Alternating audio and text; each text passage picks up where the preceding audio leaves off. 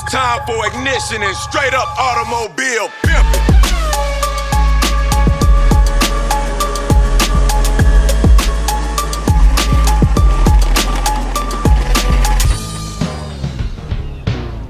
Dude, where's my car? G'day everyone and welcome back to another installment of the Dude Where's My Car podcast. I am your host Tom and I'm joined by my heterosexual life mate, Mr. Tony Hong. Tony, how are you? I am great. How are you? I'm actually a little bit fuming today. I'm not going to lie. We'll get into it in a second. But Yep.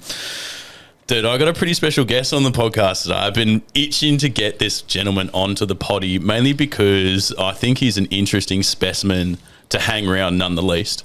But at the same time, he is an endurance racer for the unequivalated. And I think he's actually got quite a wicked story to tell just in terms of racing, but at the same time his daily driver is a little bit different from what he races, and I think it poses just a few questions. But mate, Mr. Jack Ritchie's, mate, how you going? Yeah, pretty good. Thanks for having me on. Appreciate it. Yeah.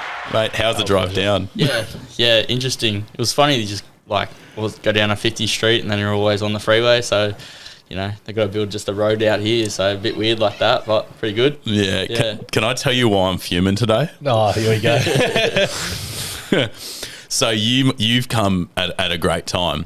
When I came down the highway today, fucking the most unbelievable hailstorm I think I've ever been in my life just hit me on the way to the studio today, fully cracked my front windscreen. Oh. It was so hectic. I thought genuinely it was going to pierce through the soft top of the convertible. I was like, no, please. But full dead stop, couldn't see, violent hailstorm.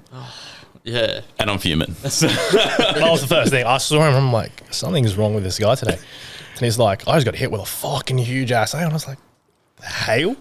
I didn't even notice it. I walked in, I had a look at the car. I was like, because, you know, love the Miata. And then I was like, oh, paint looks clean. And it's like, got the cream interior. And I was like, oh, that looks really clean. And I was like, you were like, oh, it's a shitbox. And I'm like, oh, no, it looks pretty clean. And then I was like, mustn't have got to the front to see like the cracked windscreen. So, you know why it looked good? It was in the dark, that's why. Yeah, mate, that dark green will play some trickery on you during the night. But, you'll have to see it in the daytime. I'll open it up for you after this potty, but we completely stripped the back out so we could put the roll cage in there. Yeah, which we also fucked up. But we'll save it for when the series is out. But that model, like my old man, that was like the first car I test drove one at MX-5. It's $4,000.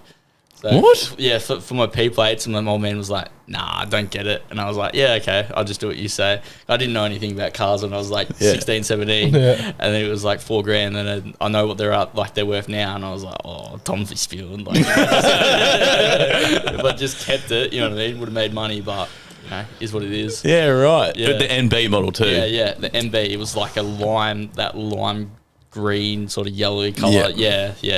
So. I froth them, man. I can't wait. It's going to be a little track slut. Yeah. You could probably teach me a thing or two, that's for sure. You got to get Sean to teach him, mate. He's so good. But those things, they kill it on the track. They're unbeatable, man. Like, I love it. Yeah. Even as soon as you strap a turbo on them, you're not touching them. Like, they're awesome. So yeah. Well, I'm pretty keen to slap an actual turbo on that thing and just to see how it goes. Yeah. I'm reaching for a pretty safe harmony of 200 kilowatts in that thing. So see, that's all you need. Like, as soon as you do that, it's like 50-50 rate ratio. Like, it's crazy. Love those things. And I made a promise, I don't know if you know this, but I made a promise to everyone as well that if I do blow the engine up, we have to engine swap it. But I'm not disclosing what engine's going to be going in it if we swap it. And no, it's not a Subaru engine before you say anything. Nah, I wouldn't say. What would you put in it? K series. Okay, yep. Yeah. I'm just, K24. Yeah, I like the Honda stuff. It is expensive over here, so but you know, Ellis. Too big for it. Yeah. I have no grip if I put an Ellis in it. It becomes a drift car. Yeah. I'd put a 5.7 in there just because 5.7 was one because other stuff it's a bit harder to do. Like you still got like the fly by wire, you got the cable, like you just put throttle down, bang, done. So bang, still in the same spot, still spinning. All right, enough of the Miata, mate. I want to know more about you. So when people come onto the show, we like to understand a little bit more of their history and sort of how you got into cars and what your first car was and yada, yada, yada, yada. Mate, who the hell are you? Yeah. And dude, what car do you drive? So wrote down a few notes. Basically, I love he's got too much. The history's just No, it's pretty easy. So Jack, 22 from the Central Coast. Currently, I'm driving SSV 2011 Holden Ute. So I love that thing. You know, clean. Yeah, you're at the right table. Yeah. Have a daily. I just brought a Hilux as a daily. So you saw the Rodeo, sold that. So got upgraded to the Hilux. So So, and then got the race cars. So 97 WRX, 96 Impreza, and 06 Impreza. So fuck yeah, got a few, and they've all got parts car, counterpart. You know, they've all got donor. Yeah. Little extensive list. Count of love. Yeah. That's what that is. Oh, the shed's getting full. It's just like, get me out of here. So bring me back, man. So like, have you always been into cars, and did this stem from somewhere? So I did motorbikes as a young kid. Old man loved motorbikes. He workaholic, and like we work together now. So didn't really know anything about cars. I'm a sign rider, so like no mechanic background at all, no nothing. And then like I got no clue. Like if you talk to me 15-year-old Jack and you're like, oh, I got a 5 litre, I got a Camden, and I've got all this. I'm like, yeah. What color is it? I love the look of cars. I love I'm like, oh yeah, V8, that's fast, you know, that's cool, and it's everything. Like, oh, turbo, that's cool, but I didn't really know anything like about them. Yep. So yeah, old man, I bought a SV23 Mazda. I wanted to buy a Ute. My mum said she'd divorce my dad if she let me SV6. So I wanted SV6 Ute. She said, nah, I'll divorce you if you let him get it. And I was like, yeah, okay, I'll do this for you, Dad. And then so I got Mazda 3, SV23, like that midnight. It's stormy blue, but it's like midnight purple. Oh, I loved it, and cleaned it probably every second day. And just sort of fell in love with cars from there. And then racing, just simple story. Dad wanted to do Targa. His mate did the Deputy 4-hour, which was a cheap car challenge back in the day. He said, nah, Targa's for old mans, come do this. And yeah, so we just got the same car as they did, which was a NA GC8 Subaru. Mm-hmm. And then 17-year-old Jack, just looking on YouTube, just loved the cars. Just like I was more on the detailing because I was like, oh, I can wash a car. Like I know how to do that. And then finally got like pulling the car apart, which is a lot easier than putting them back together. Mm-hmm. And then, just go from there and just learn on the go. A lot of mistakes made, but it is what it is. Okay, we'll cut back. So, 16? You had the Mazda? Oh, yeah, 16, 17. 16, 17 had the Mazda. Yeah. And then you jumped straight into racing? Yeah. So basically about 17, 18, we're like, we'll jump into racing. So our P plate's on racing. And, one of our Tony, our other teammate in the team, he goes, P plates make you like 10 times faster. So, and I, he's not wrong because like as soon as I've got off him, I have slowed down. So he's a young fella. I can't wait for him to get on P plates. So same thing. But anyway,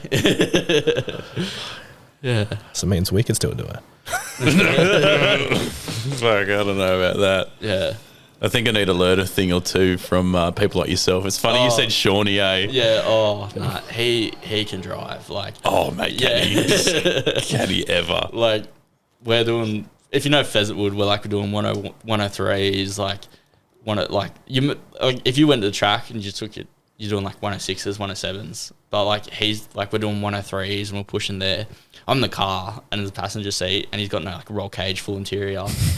And he's like, harness either, nothing. Yeah. And he's got the headrest off so he can actually fit his helmet in there. And then see on the Garmin, it's 101. I'm like, and as we're going around, he's like, that spring that new spring and stuff like that. I'm like, yeah, righto, just get around the corner, mate. So but he like, and then one of the race instructors came up and said, "Oh, you know, I saw you around that corner. Do you want some tips?" And he's like, "I was just showing him stuff, mate. Like, I can drive." And I'm like, "Yeah, he can drive, mate. Leave him alone." Oh, was that Josh? Whoever's the driving instructor at Pheasant Wood? I think it was Phil or something. Yeah, sounds about right. Yeah, I heard about this. I heard. Yeah. So you were a little shaky in that car. Like I wasn't shaky because I was like, it felt safe as, but I was just like, yeah, he can drive, and it wasn't even like the initial speed; it was just momentum, like, and that's all it is with Pheasant Wood. So he like had it down packed, and I'm like, yeah, you've done like 10 laps, and you've already got it. So yeah, I'd love to. I know old man's going to Vegas, and I'm going with him in April. And I'd love to get him in our car. Just to. The only thing is, like, Mate, invite him. Yeah. Go for it. Yeah, we're like, guest drivers, and I'm like, yeah, we got one out of our sleeve. Like, just for full disclosure, everyone listening, and Shawnee is the race car driver for Pro Speed Racing. And he is certainly advanced, more so than a lot of races I've ever seen, which is fucking phenomenal because it's not his car. Yeah. He's never driven an BRZ. Sorry. Yeah. Same thing. Before in his life, and for him to like pick it up, like he's so in tune to his vehicles. It's fucking amazing to watch him race. And he was like, the first time I've ever raced this. Yeah. And he's like. What was he second out, right? Yeah, second. Yeah, second out, right? And he didn't do one circuit. Yeah. Like, and he's still, like, it's crazy. Yeah. It's weird, but fucking great. It's just in the blood. Yeah. It's just like, they're like, it's just a different league with blokes like that. Yeah. Anyway, I get to race with him next Thursday at the White Line Tarmac Rally, so it's going to be fucking insane. Are you against him or with him? No, with him. In the car, like, yeah. Oh. Fuck. Shouting out commands. I don't think it means anything. But anyway, coming back, I want to come back to you because this is your podcast. This is your story, not Sean. We get Sean on some fucking other time. He can talk our ears off. Yeah. But no, mate, I think sort of what you do on a day to day, like you said, you've got the Sino stuff going on, and then just. Not like it's in the background, but you just got this racing stuff going on at the same time. It's just kind of like, not that anyone can't fucking do that. There's people who are accountants and go race cars, right? But it's wild. Like, and it is harder. Like, but like we have our GD race car. I drive that out the factory every day to like move the tables around. So that comes out the factory like every day. So it's got wheels all like beside it, all the tools in it and stuff, and that comes out every day. And put it back in at the end of the day, and like if you got time to work on it and that, like. We all work massive hours in the sign industry, so it gets hard, like, and, like, I missed a few races and stuff like that, and I'm like, I'm just too tired, like, I've done, like, 70 hours this week and stuff like that, but that's what I love about racing, like, you still go there, you still have fun, and, like, when you're on, you just go back and you love it, so it's so good, so, yeah. We'll take us back, like, when, do you remember your first race?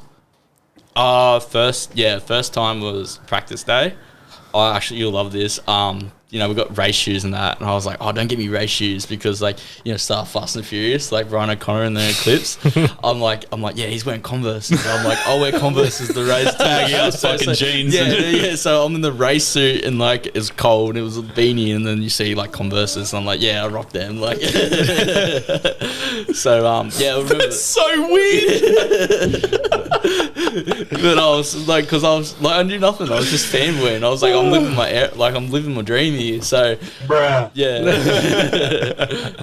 So, like car lab wasn't wrapped, still getting the sound deadening out of it and stuff. So it had all the chippy stuff on it, and we were just like, we had to get there, and we were just having to go, and it was just fun. Like, probably did like the fastest time was like a 106, and there was like nothing in the car, like stock suspension, stock brakes, and that's a 20-year-old car, so so it did well. But it was fun. It was nerve-wracking, and then after that it was just all systems go, and then like those next few months were just like a blur. Like every Saturday we like race Sunday, but every Saturday, like from when the track opened to when the track closed, we're just taking turns of doing laps and that. And as I said to you, probably done like in that car at that time, probably did like all up in its last like 2,500 laps of Pheasant. like like when you like, because we do like 400, like it's done so many laps, and like if we divide it by 4, then it's like 600 laps for me, and then other laps and stuff like that. So I've probably done like 1,000 laps of Pheasant Wood. So Holy fuck. And yeah, but that just comes with like the Saturdays more than the Sundays. Like the Saturdays are just driving. Because like as you said, I didn't know anything about cars. I was like, I knew from background of motocross. I was just like, the only way to get good is just keep doing it. You know what I mean? So it was just bike until you started like driving, learning at the same time. Yeah. So just I love it. Yeah. So it's just like I did the year in my Reds, and then I was just like the only way to just throw yourself in the deep end and have a go. And it's like everyone's so nice, and that's what I liked. Like especially at Pheasant Wood, everyone was so friendly, happy to help, and like I knew a couple of people that did like improved production, and I knew them basically. I went up to the cars and I was like, "That's a sick car, man." He like explained his car, and I was like, "Oh, this is my car. I don't know what I'm doing. Like, can you help us out?" He's like, "Oh, you need this, this, and this," and then he's like, "Oh, I'll watch you drive and give you a few tips and that," and I just like listen to that sort of thing. So, a lot of people took us under our wing and were friendly to everyone, and that really helped. And that's what I liked about Pheasant Wood, that was still friendly with everyone. So, yeah. I get the sense that, like, your old man seems to be, I don't know if the word, like a pivotal being just sort of just floating in the background like a devil or angel on your shoulder. Yeah. But he seems like he really encouraged you to do this and be a part of this, like as if it's like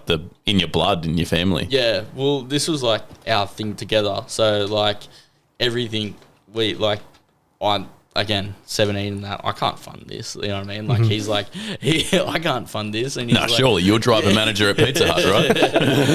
And he's like, yeah, you know, you just do the hours in the car, like, you do all the things that, like, I don't have time to do, and I'll make us the money. And then, so I'm like, yeah, okay, so if the car needs to be washed, I'm washing. If the car needs the new wheels sanded, I'm sanding the wheels. Like, I'm doing all those things, because at the time, I had heaps of time, but no money.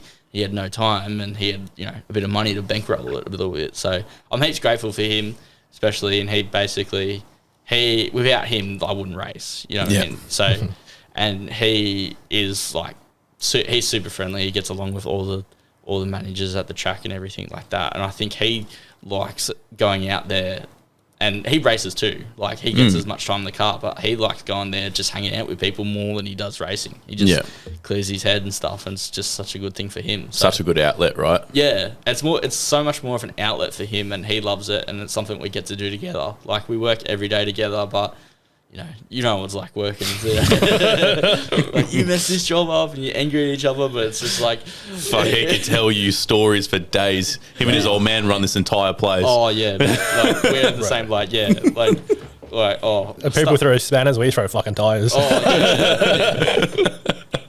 Mate, like, amount of times he's like, go home, like, don't come back, and I was just like, yeah, okay. And then like 5 minutes later, I'm like, you guys, I really need you to do this job real good for me. And I'm like, yeah, okay, Dad. Like, it's like, you just have to let it go. Like, that's a whole other thing, like, that relationship. But I'm super lucky, and he did teach me a lot as a kid, and he was hard on me, but taught me a lot as a kid, and it really paid off, like, here, like, just learning things and stuff like that. So it's funny how just parents know better, eh? They're always correct. Between the Mazda and the Commodore, I had an SV6, and I finally got it. So, and Mum was like, yeah, he's driven for a few years, and he was like, oh yeah, don't get it. And then like went and test drove it. This is my uncle's dealership. Went and test drove it, and I got in there, and I was like, oh, he was right. I shouldn't have had this on my red piece, because I would have hurt myself somehow. Like he was right, and I came back, I was right. And he's like, yeah, I've been right about a lot of things. I'm like, shut up, Dad. Like, mate, you two could fucking exchange stories for days then if it's fucking the old man battle. I reckon this guy's fucking father's about to drop a car on him if he fucking unluckily walks past it. I think it's like everyone working with their dad in anything or growing up with him. It's just, I like, especially like, I love people that come up to me, especially when I'm doing jobs, and I'm like, oh yeah, they're like talking to Aaron and stuff, and I'm like, yeah, that's my dad. Like, if they're worried about something, I'm like, yeah, I'll talk to him. And he's like, oh, are you sure? I'm like, yeah, it's my dad. Like, he'll listen and stuff. and they're like, oh, I used to work for my parents too, like never again, like. And trust me. It's same with mine. It's like the golden man speaks to the customers. Yeah. And then once he goes off, the customer's like, yeah, can you just reset that whole shit again? Like explain everything to me. Let's go through it like slowly. He my old man, he's like, he's fast. He's like straight into it. He's like, Yeah. done. Okay, let's go. And then they're like, oh, so I got to go through the whole process, this. And they're like, yeah, that's the way. Yeah. And then he comes out, it's like, what are you doing? Like, Get to work. Exactly. Yeah, 100%. Oh, I love it. Speaking of the GCA, you ever been in one? What was that? The GCA? Me? Yeah. Yeah. Oh, I'm just curious. I didn't know if you've been in one or not. Best Impreza, best chassis of all time. I feel that. It seems to be the commonality that that is amongst even Troy and everyone else. They seem to fucking have it. I don't. Our 06 Impreza is faster. I don't like it. Like, I do not like it. Like, driving it. I'm like, when the summer series come around, I was so busy and I was like, couldn't do it. I was like, oh, what are you going to drive? Like, I'm like, the GC8. Like, and they're like, oh, but that's slow. I'm like, yeah, but it's so much fun. Like, and that's like a big thing with racing. Like, it's all about having fun. Like, Yeah. who cares? You know what I mean? Speaking of fun and like, you mentioned like a keyword before, like throwing yourself into the deep end, where you're at now and the balance between having fun and going out and doing stuff with your old man. You have found yourself in a pretty unique position though, because you arguably would know how to do a lot of things to cars now that just most ordinary people wouldn't have a fucking clue. Like when I think I first met you were talking about deleting all the sound deadening out of your car and all that type of shit, and you were fucking blowing me away with facts, and I was like, how the fuck does this guy know all this shit? Like, who are you? Hey, it's just all trial and error and like listening to everyone. Like what I tell someone is like basically what 10 people have told me, and it's like all aligned. So basically I'll just listen to everyone else and like, yeah, they're like this. I'm like, I actually know that because I've actually listened to someone else tell me that. So like when I tell them something, like I haven't figured it out, trust me. Like I just, someone told me, so I just tried it. So yeah. And no, that's the good thing about racing and learning and stuff like that. You sort of figure out your own way, and then you can tell other people and like help other people, which is that's what I love about the car scene, about like the helping people aspect. I love that. So, yeah. We should dive into it. Yeah, I was going to say, that's actually a pretty fucking good segue. Let's take it away from the track for a moment, because you actually just said before it's actually quite a friendly scene. And that was one of my questions to ask you. Like, what, like, because people argue about that and like what you think of it. Yeah, so. What, in the track scene? Oh, no, the car scene in general. Oh, fuck. This is a big topic. Well, let's talk about it then. It's funny because I guess I'm quite lucky that I get to go to a whole lot of different genres of racing. Yeah. Whether it be enduro, whether it be rally, whether it be just normal circuit at Eastern Creek, or even like a drift event, right? Like, so you get to see like the differences of what people are doing, and obviously shitloads of different cars. And what I find fascinating is the level of heat in like a club format. I find like a lot of heat, even though they're a part of the same club. Yeah. And I'm not saying this is the club, but let's just say it's like the 86 BRZ club. Yeah. And then you verse that against like, say, what I met at the laser rally of the Bay down in Bateman's Bay, and watching fucking Mitsubishi Evo and Subaru clans come together to help each other because their cars may or may not be working. Yeah. And seeing that level of like friendship, because there's so much bit of rivalry going on and like heat going on, but like watching that then in that format on that race on that day, I've never seen companionship and friendship and just sportsmanship like it in my entire life. Like, it was so different from what I'd seen before.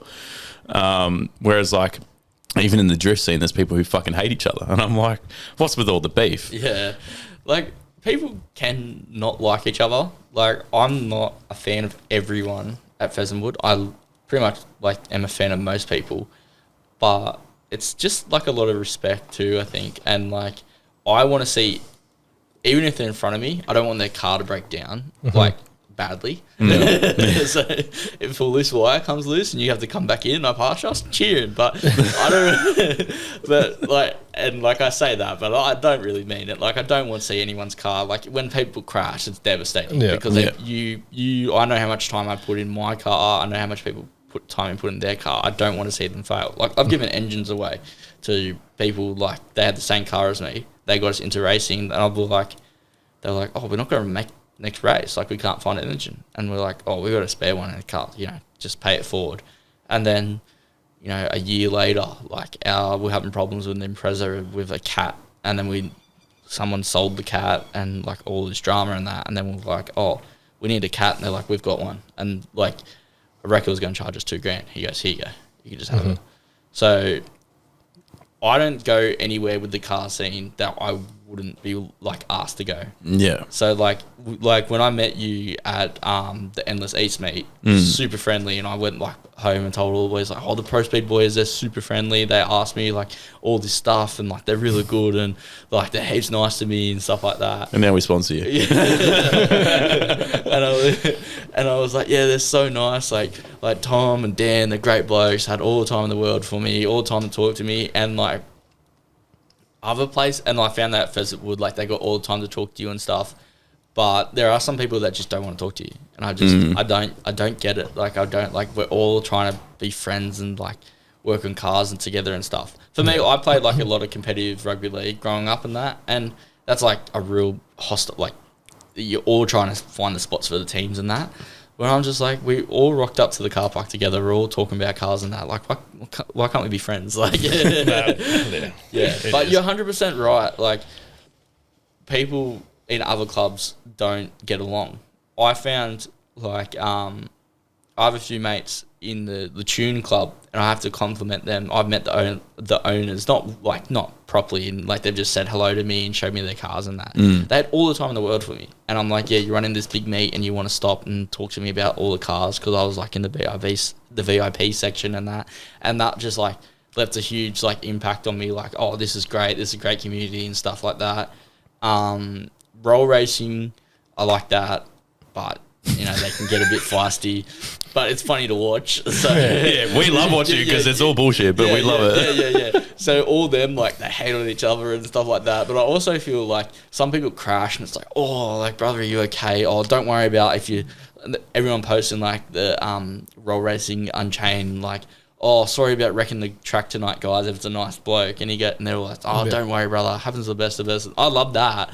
But it's also funny, like, to see, like RMH2 and stuff like that. So there's a bit of aspect to a fun to, like, a rivalry. Like, we have rivalries at the track. I'm like, oh, I know tracks. I'm like, yeah, don't go near that car. I hate that car. It hits me every single time.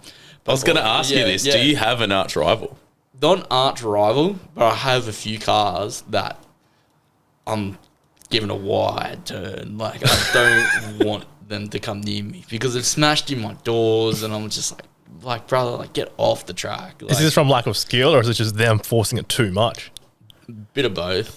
Yeah. And I'd say, like, I was really aggressive early on driving and stuff like that. Like, coming from motocross, I was like, Robin's racing. Like, and but then eventually when you're like, old man's like talking to people like, that young fella needs to calm down and stuff like that. And I'm just like, oh, I'm sorry, Dad. And he's like, yeah, you know, you don't like it when people hit our cars. I'm like, I didn't hit their cars. They just come close to me. And they said, yeah, they were going to hit if they didn't brake. And I'm like, yeah, sorry, Dad. so, but you learn and stuff. But yeah, I don't have an arch rival. Like, our biggest rival is also, it's like frenemies. Like, the people that showed us how to race. Yeah. Like, they we're like, just want to beat them, just want to beat them, just want to beat them, just want to beat them. And then, like, oh, their car's down. Oh, no, but yes. And like, okay, we'll come fix it tomorrow. Like, but if they said, oh, and we go out and eat dinner the night before the race with about 4 other competitors on the track. And, like, if someone else walked in from the track and they were friendly, we'd say, come sit down. We're not like a club, like a friendship group that's closing people out. It's just those 4 come out. So, yeah, it's like there's one bloke and he's like, oh, you've cut me off that race, and I'm like, oh yeah, I wanted to win, like, and we're just together, like having a meal and stuff. But it's all sweet, like, we just like just a friendly competition. I love it. Let's not forget why we're here. Yeah. but then when, like, you know, we're playing the pokies together, and he's just like, yeah, good feature, and I'm like, yeah, good one. Do you have an arch rival? No. No. Like, going back to before, I feel like it comes and goes. Like, if you be nice to people and you share stuff, you help people out, it's what you get back. But there is people out there where like you even just look and you want to say hi and they're like, they look away and they don't want to talk to you. And that's where it's like you just stay far away from those people. They're not the people that just bond well with you. So you just like you do your thing, we do our thing. Like as Car Culture Australia, do you like see another group turn up, but it's like another school turning up for excursions? Like, oh, it's a turf war. Like, it's like don't touch our car park. This is our Macca's car park. You go to this one. No. That's not how we feel at all. Nah. It's a good question though. But like, this is the whole reason why we started this is because we're trying to bring people together, right? So. And that's in every way, shape, or form. Like, no matter what car you drive, what you do, what type of racing you're into, you are a racer, you're not a racer, you know, fuck all about cars, you want to get into cars. Like, you could be 50 years old, it really doesn't matter. Like exactly. All ages, like, But everything in, like, you have to remember, there's a bloke who, like, did this potty, the first episode potty with us called Benny. And he actually made a really good point. It's like, this for some people, this is their outlet. Yeah.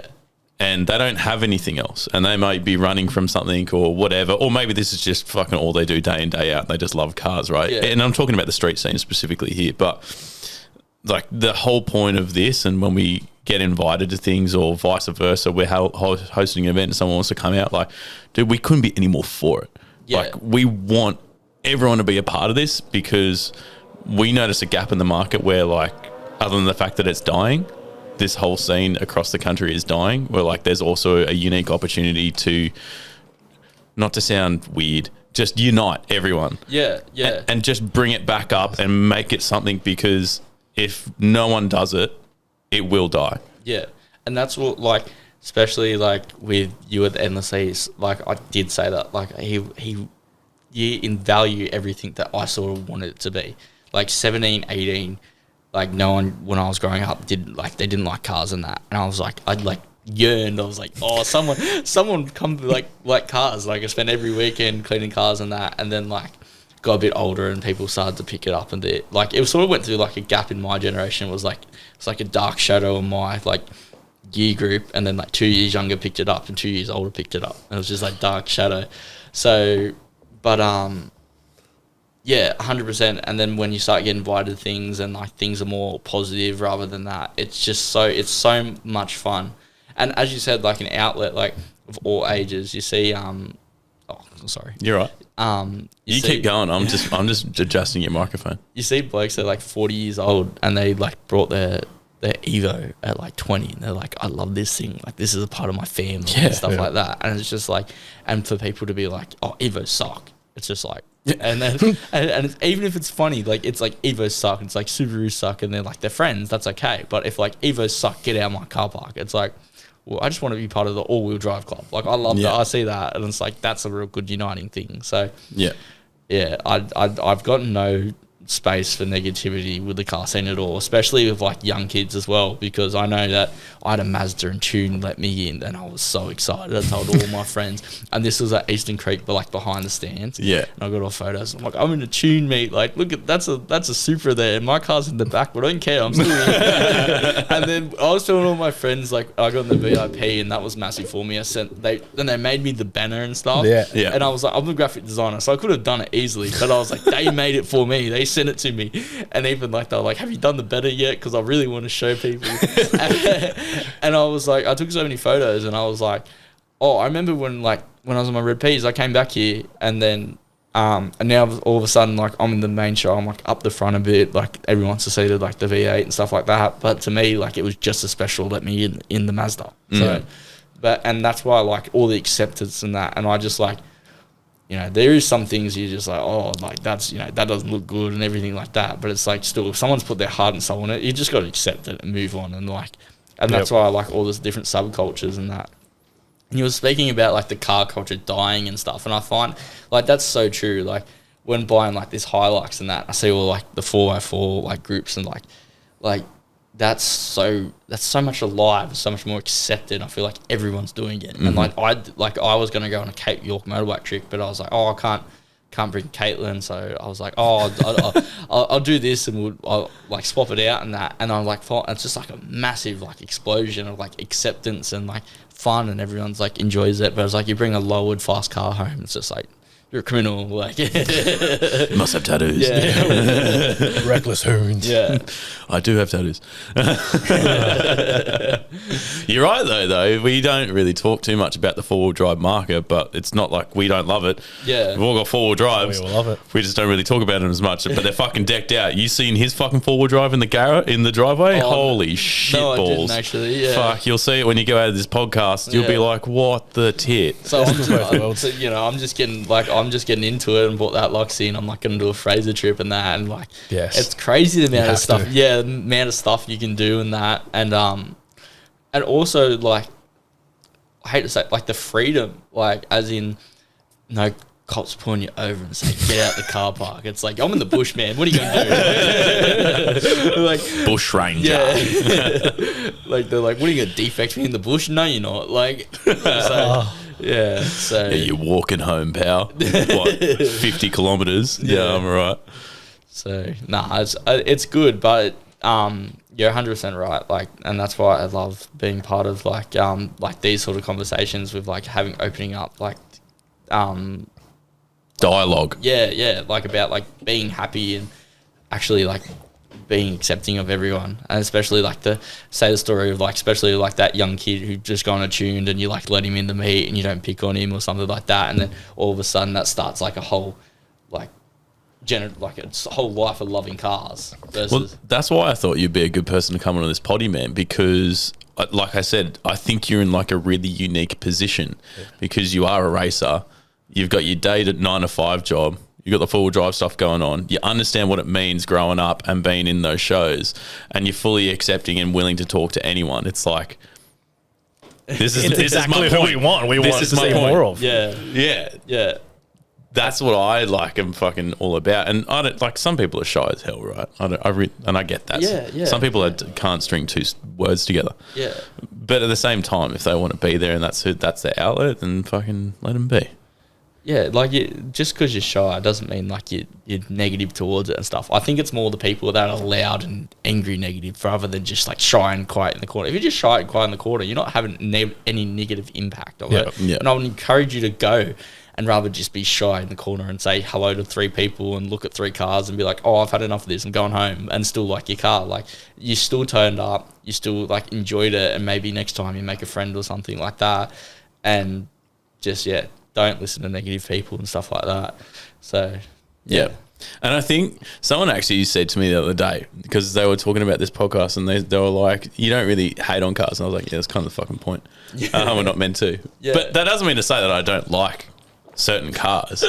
yeah. There are certain cars that I don't like, but they're also not cars that you would find typically in the street. Like, for example, the FJ Cruiser from fucking Toyota can go eat a dick. It is the ugliest looking thing I've ever seen in my life. Yeah. See, I said it. Jeep Cherokee, really unreliable. I don't think it's a good car that you should go buy. Like, it's just, there's certain things that I feel like it's okay. And I don't really like old school Jags. I think they're ugly as shit. New school Jags, fucking great. Love them. New Jags are fucking You're sick. talking about like the quad headlight when one's like a little bit smaller than the other one. Yeah, But It's like the Weird F shit. types. Weird shit. And I don't know, it like triggers me in the background. I'm like, no. Yeah. See, I like most cars. There's not really one off the top of my head I like can think that I don't like. But the weirder the better. I like a weird car. Like, I'm like, oh, if this car's weird, and he's like, oh yeah, there's only 3 of them, and like I rescued it from like behind a bush and I've cleaned it up. I'm like, yeah, that's cool. Like, It's got the story to it. It's more interesting. Yeah. Even if it's ugly, I'm like, yeah, you put effort into it. Cool. Yeah. What about you? What do you? Oh, me, I love all kinds of cars. Yeah. Like anything, especially if someone's built it to their own way. It's like, Yeah. it might not be my taste, but it's what you like, which I want to see, because I wouldn't be building something like that. Just share what you like, build your own things. That's the thing I find interesting about the car scene. There's just all kinds of different, like, you go to a meet and there's some guys out there you're like, what the fuck? But it's cool in a way. I remember going to meet and like that charade. I was like, "What's that? It's ugly." And it's just like, yeah, that's that's turboed and that's like in 220 kilowatt in this little charade. It's just, like, that's so that, and then all of a sudden it's like that's cool. Like, you know, you can't even hate on it. Yeah. But like speaking about that, like what are those cars that like have the pointy noses in Japan? They make them all like outlandish and that. Pointy nose. Pointy nose. Like they build like the body shape. Oh, Yeah. yeah, I know what you're saying. And they've got the exhaust that like sit like 2 meters up. Yeah. Oh, I forgot the name, but yeah, I get you. It's like the, and they sit like super high wings. Dan? Yeah. Once you guys see the photos of it, you know, Yeah. it's very interesting. I have no idea what you're talking Yeah, nah. and basically, like, if like the bonnet ends here, they've just like built this frame so it goes out. It's like a shark. And yeah, like I hate them, but like also I respect the building and stuff. So I'm not gonna say, oh, I hate them. I'm just gonna be like, oh yeah, not my thing. You've seen Yeah. these here. Yeah. Here we go. Here. You mean like these ones, right? Yeah, exactly that. Yeah, he's got it. Yeah. Okay. Yeah. Yeah. It's like the ones we see on the Tokyo car meets underneath that bridge, and then there's that like, big community. That's a massive subculture, and they like love them. It's like a massive thing. But I'm like, yeah, I don't like it, but I respect it. So, Bro, imagine driving that in Sydney roads. That front's gone. I was driving around here, and I was like, I thought coast roads are bad, and I was like, how many potholes are unavoidable out of here? Like, Yeah, I'm like, it's bad, right? Jesus Christ. You know what I actually have a lot of respect for, and this is just coming down to the bogan roots that are within me, but I really have got time for people who decide to put like I don't know how many inches, but a full lift kit in their old school like VX Commodore or their Falcon or whatever, put some fat country tires on it and just take it out bush with all the four-wheel drives, and then they cut the exhaust off and just fucking fang it. Yeah. Okay, each their own on that one. I think because it does take a little bit of building to get it to that state. I'm not talking about someone who just decides to take out a fucking commie to the bush. I mean, like someone's actually had to Like think properly about built it. putting proper springs, a proper lift kit in this thing to bring it out. There's a Monaro near us that has that, and you would have seen it. I think it's been in some of those like Bridgestone commercials and that. Yeah, it's like that. But I can understand what you're saying, but again, respect it. Don't like it. Wouldn't buy it. Yeah. Wouldn't drive it. Wouldn't be in it. So. But you know what fascinates me is your daily is a V8 right? Yeah.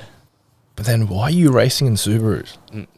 Mate, That's probably your biggest question, right? V8 Ute would not go anywhere as good as the Subaru on the track, and it wouldn't last either. So yeah, when I saw that, like you sort of asked, I think you've asked me, like, which one do you prefer? And I'm like, it just depends. Like going around the street, like a street factor, Holden all day, like that's sick. As soon as that like wheel touches the tarmac, turn it into a Subaru. Like it's so much better. So. Like, I know you track your Commodore, so that's, like, a big thing. I'm looking at you like, oh, yeah, but, like, I just, there's no point, really, for me. It's just, like, it's a boat, doesn't steer, and it's just, like, you can have all the power you want, but if you can't put it down, if you can't get traction, like, it's nothing. Like, I raced Pulsars, and our first Impreza, so underpowered, we just got the same as the other one. 88 kilowatt, I know it does have, like, that's nothing. Yeah. The Pulsar has like 120.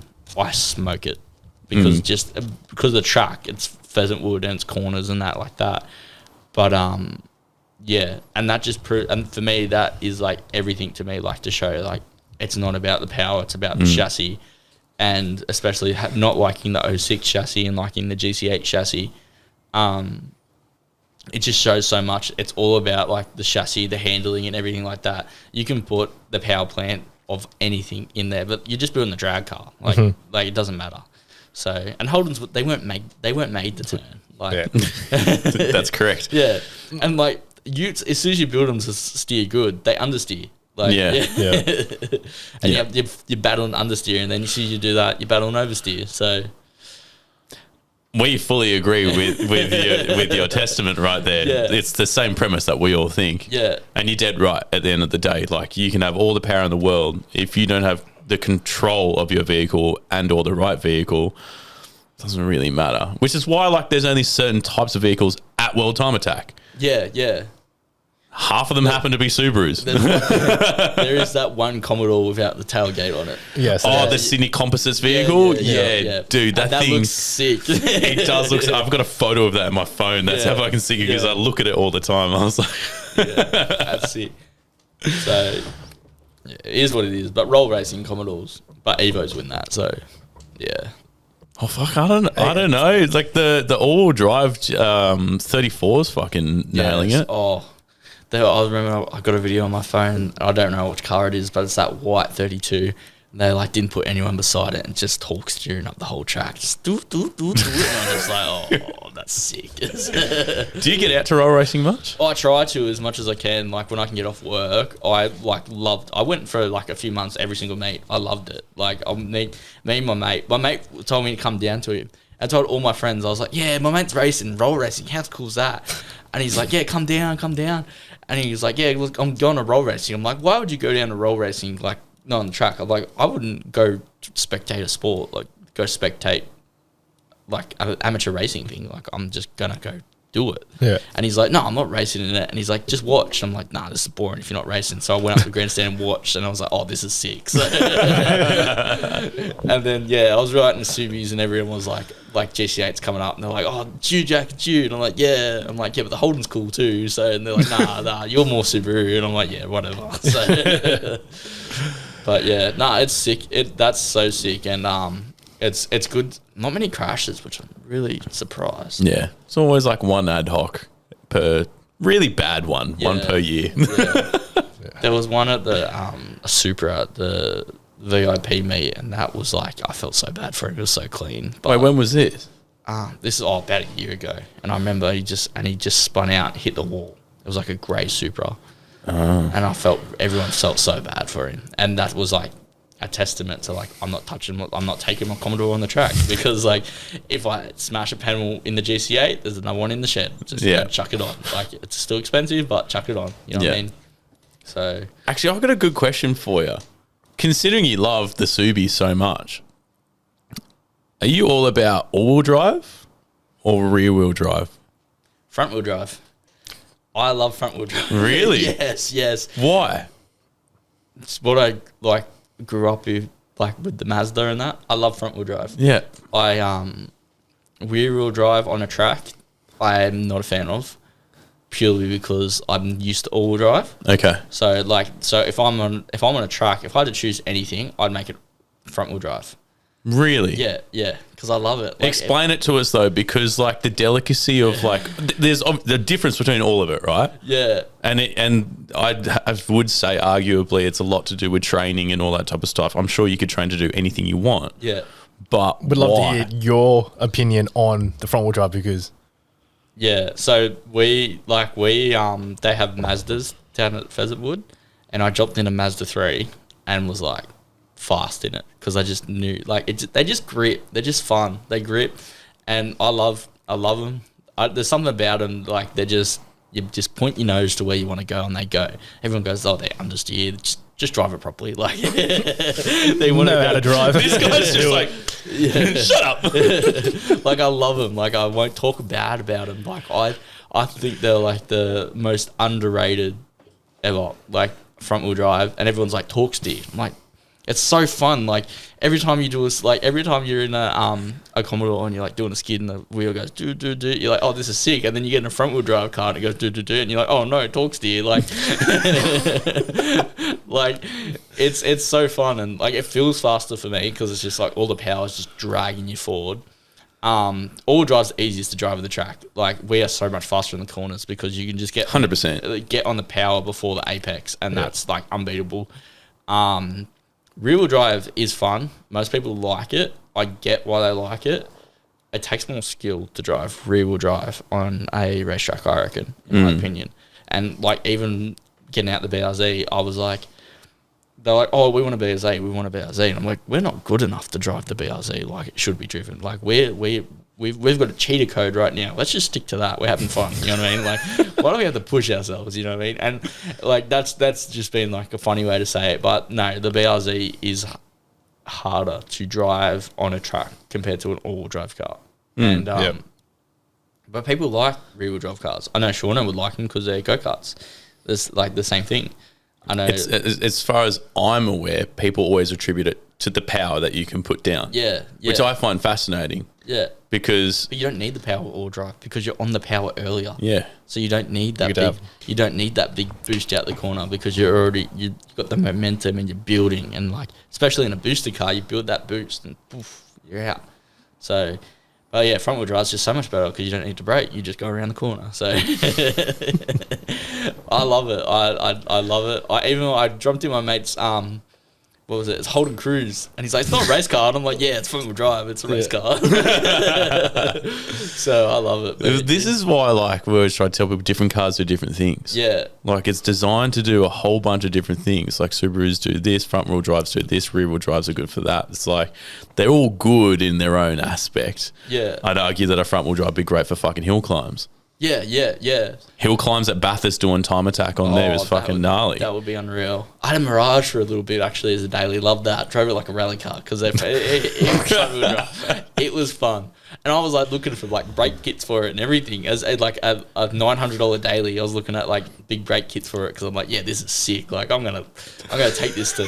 I'm gonna leave it as in, take it to Beat the Blue and like smash them all.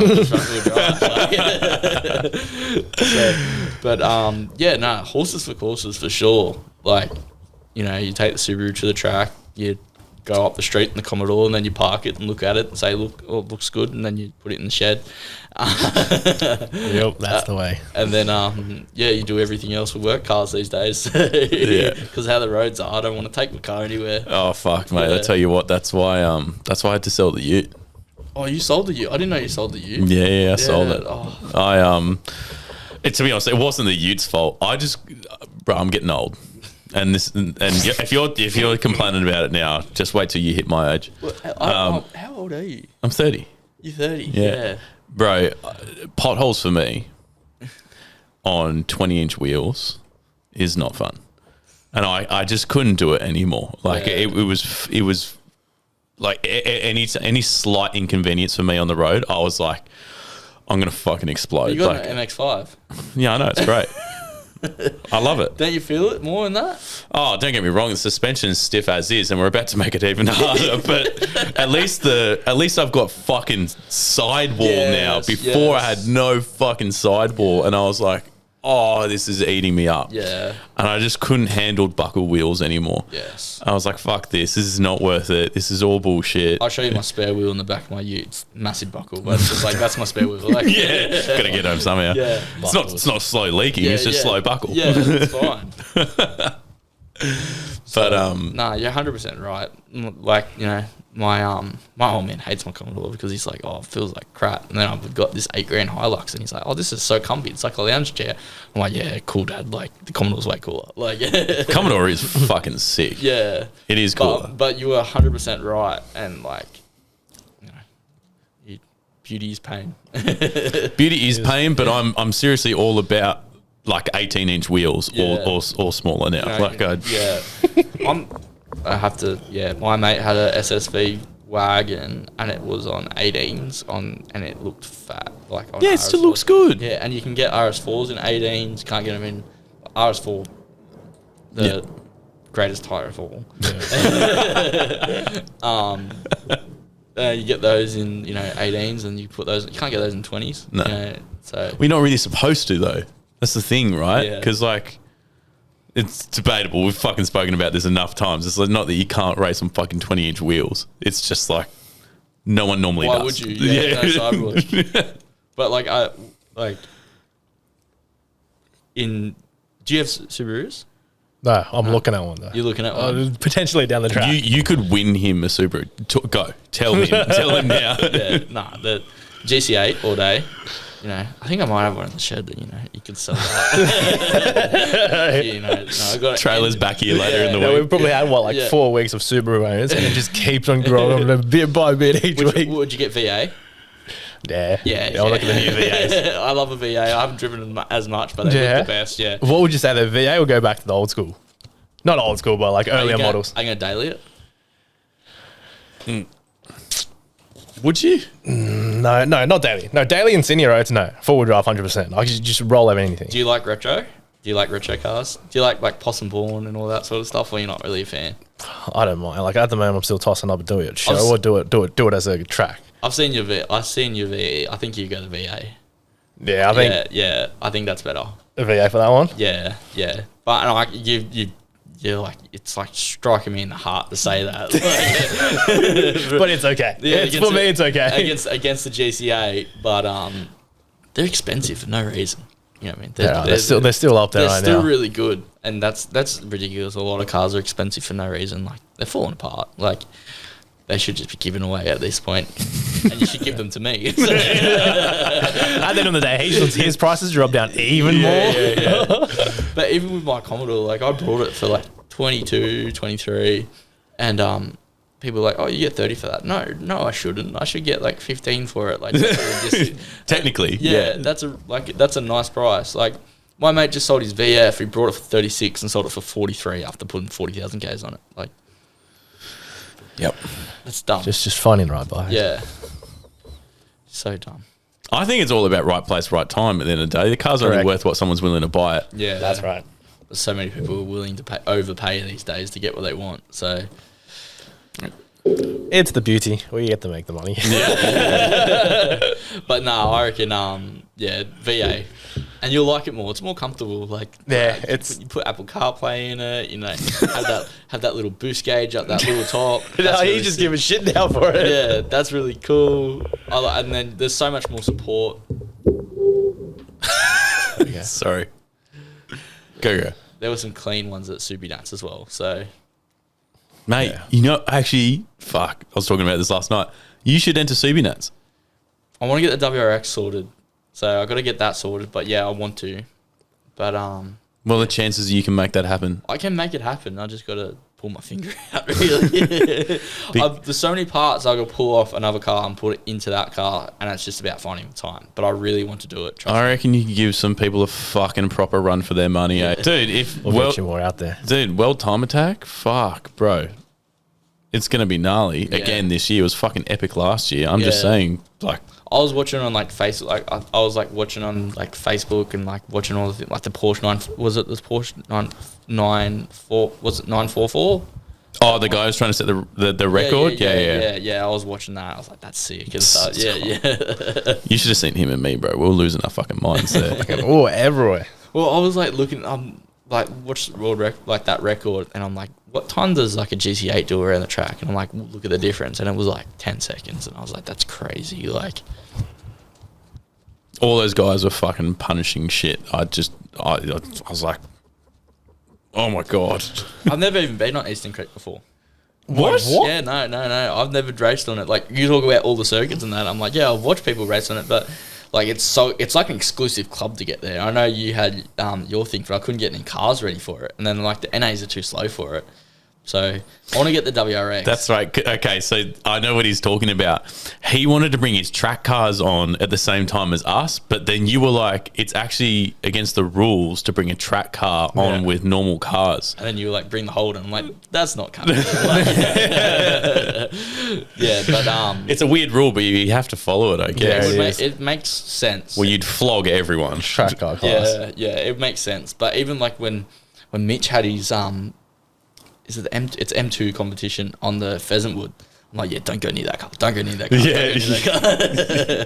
He'd be very angry. Yeah. Don't ruin his car. Yeah. Dan even took his WRX down, and he took the sub out of it and then raced, like, went around the track. I had a lot of respect for that. Like, Yeah. Hey, Dan's not half bad. He's fucking... Oh, he's good. Yeah. His cargo's good too. Like, Yeah. It sounds awesome. So We should bring Dan on the fucking potty one time. It'd be great. Another Subaru driver. Classic. no, I'd love to do not World Time Attack. Sorry, Subi. That's not World Time Attack. But yeah, I'd love to do it. I'd love to get the car ready for it too. It's blue. This one. Have you seen it? This one's blue. No. Nah, we did it blue. This I was in the red one. Yeah. We did. This one's blue, and it's got like the full like Subaru Heritage one. So it's like it's like the yellow stripes with the like the big stripe and the stars and everything. Yeah, on the side. Yeah. Okay. Yeah. So this one's a bit different. So we'll see if it stays blue. But got that choice luckily. Actually, you know, this is a good question. because Tony's now convinced me that I'm not going to paint the MX-5 white. I know this question, and what color would you paint a car if you did track work? oh, if I did track work, if I painted a car, I would paint it white. Makes sense. Why? It's like plain, it's lighter, less pigment in it. This guy. I was not expecting that answer, but that is fucking beautiful. No, He's taking the piss. If you look it up, it is actually lighter, but it doesn't make a difference in cars. Yeah. I know a guy who can delete sound deadening. Yeah, so don't worry. yeah. But easiest color to match if something happens wrong, like wrong happens, and you don't want to be in a black car because they're so hot. Oh, I can confirm. Yep. Yeah. They're so hot inside. Yeah, no. White is the best way to go. Easiest to do, cleanest. No, I'll go white Holden. I love it. You know what I mean? Like I had those dark colored cars. Other than that, go silver. But MX-5, I don't know, with silver. There's too many of them. Silver just looks old. That's what I'm saying. Yeah. So I wanted to paint it. The type of red that I want it like the red VF Holden Commodores. Like the flat red. The hot red or whatever it's called. Yeah. But it's got no fleck in it. Yeah, it's like do you guys know Spicy? Yeah, it's like the blood red. Yeah. Yeah, okay. Yeah, I want that color on the MX-5. Yeah. Look cool with that Nasty candy red too. Yeah. A lot of people do specials in that. But yeah, I don't know. White would look good. White's easy. Saw a white one for the first time ever last night. Yeah. I was like a kid in a candy shop. What wheels you want to put on it? Hey? What wheels would you put on it with white? I haven't seen the wheels properly yet. Oh, they're just they're matte black Koenigs right now. Yeah. I'll probably keep using them for a bit. I'll change over to track tires just for them in the meantime. Yeah. But yeah, I'll eventually work my way towards actually putting like proper track wheels on it. Yeah. I think white as a track car, cool. But if you want to like stand out, the red will be cool. So.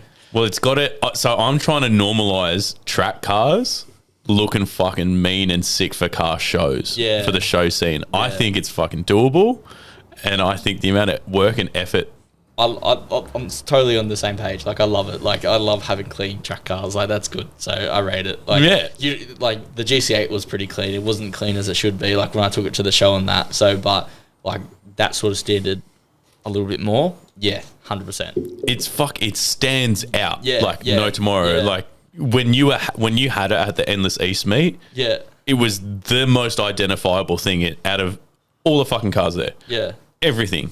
And fucking Ron's fucking VL, all those cars were all those HSVs. We'll just wrap it. We'll just put a cool design on it. Wrap it. That's what I'm saying. Because he's going to be going out to shows that much. I'm like, what? So it can be clean, but yeah, it doesn't have that extra pop to it. Especially nowadays, there's that many wrapped cars that do pop. I wanted to go something crazy, like crazy, and make it people just recognize it just seeing the color. Like you might see it in like a back of cars, but you see that color and it's like, yep, Tom's there. Give me a break. He's the one who's got to wrap it with fucking Car Culture Australia down the side of the car. Jesus Christ.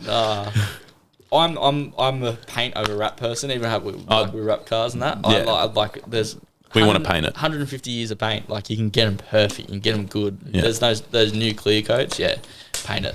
Yeah. Go, and Tony, you've convinced me. Go red. Yeah. Mate, trust me, I can't put a fucking sticker on a car. You saw me try to put a sticker on the car. Do you think I'd fucking do well wrapping a car? That was like 50 sticker, like 50 U, but yeah. Anything a wrap job will go, bro.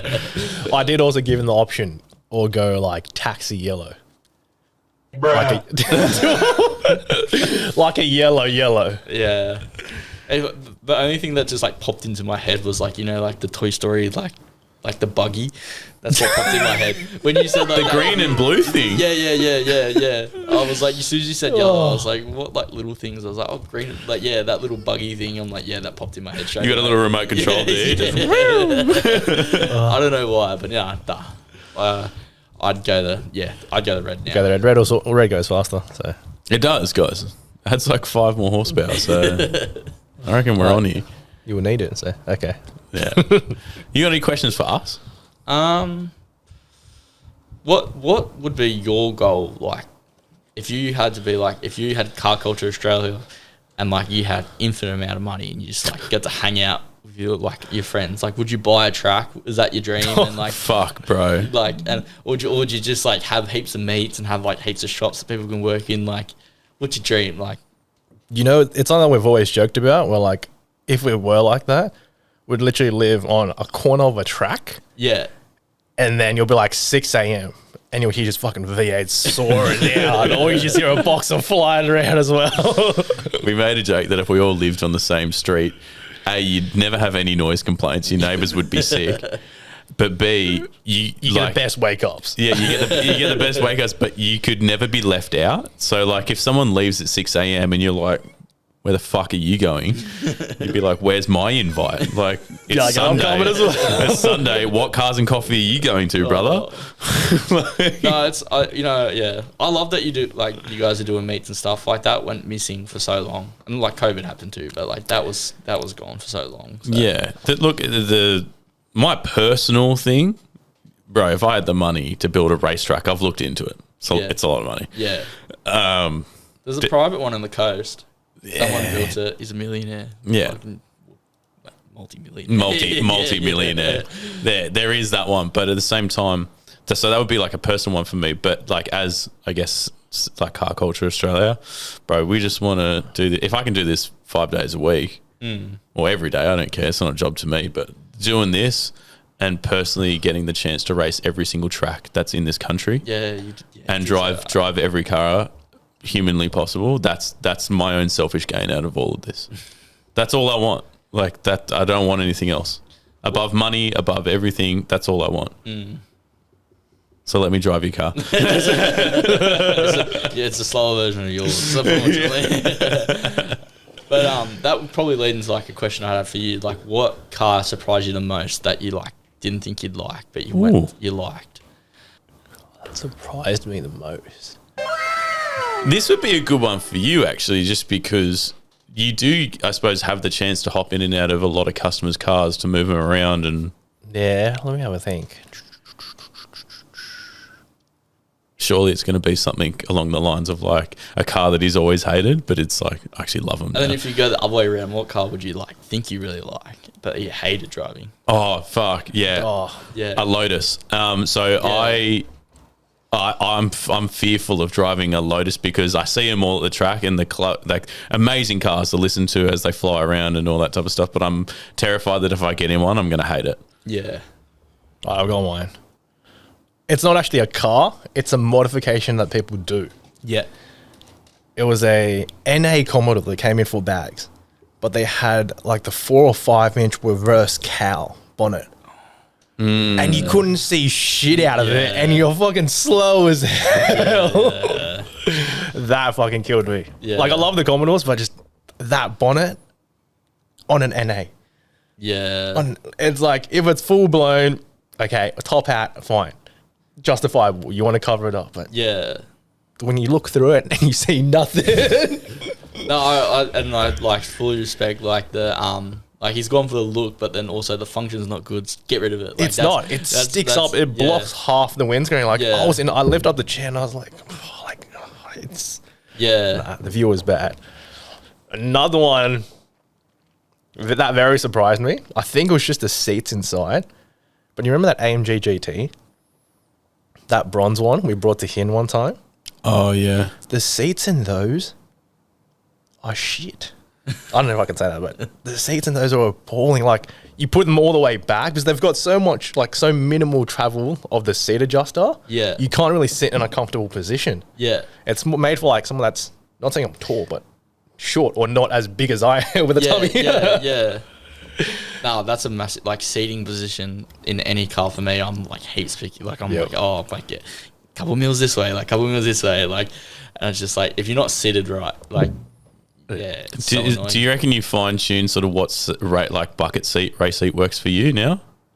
Oh, I'm a bigger bloke, so I go the Sprint, like the Sprint Large, yeah. because it's budget friendly, fits me easily, and it's heaps easy for driver changes. Yeah. And then I just but we make our own. It was an accident, but we made our own custom rails for a GC8, and then we we got the stock rails, and I just spent, that stuff is so thick to grind off.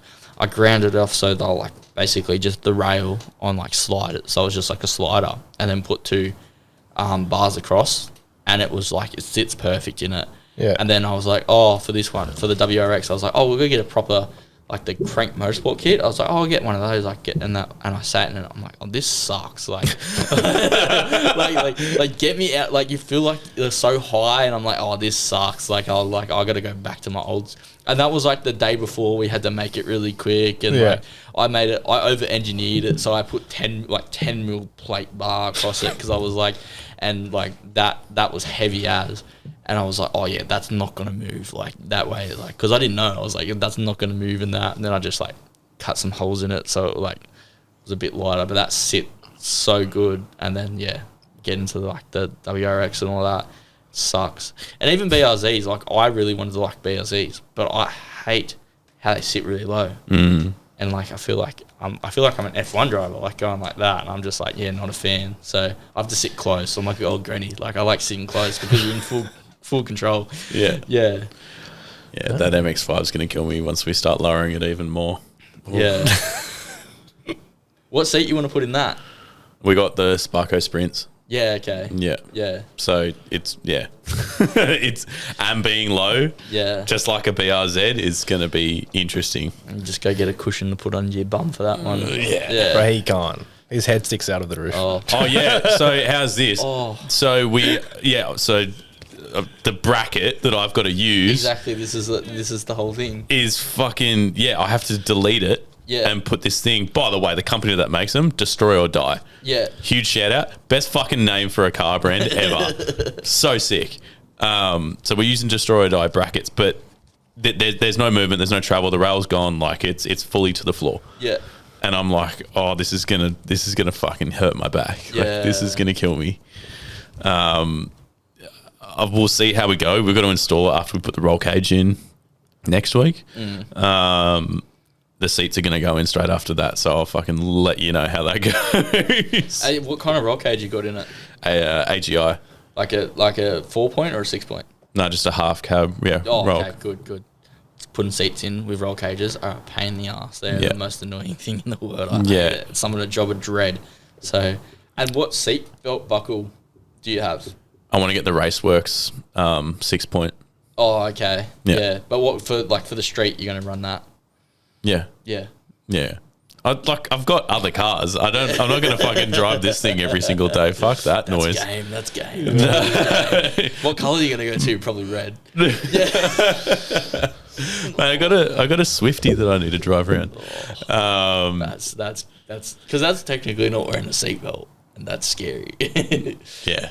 Yeah. We'll see how we go. I just bought a wing for it, Yeah. so I can't wait. I keep staring at it. What kind of wing is it? It's just an NRG one. I wanted to put an APR performance one on there, but Tony just said that probably wasn't the best idea. Bro, I just want to sing a wing on that car like ASAP. Is it like a little bobtail one, or is it like a high rise one?